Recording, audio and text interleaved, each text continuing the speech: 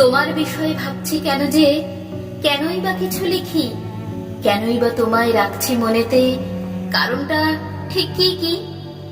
কেউ বলে তুমি গানেতেই নাকি ভুবন করেছো জয়, কেউ বলে তুমি একটা পৃথিবী প্রতিভার বিস্ময়, কেউ কেউ বলে দুঃখেতে তুমি, আনন্দে কবিতায়, গল্প নাটকে, এবং যেখানে ভালোবাসা ছুঁয়ে যায়। কারণগুলো যে সঠিক বুঝিয়ে বলাও কঠিন বেশ, জীবনের প্রতি পলে অনুপলে তোমার অনুপ্রবেশ।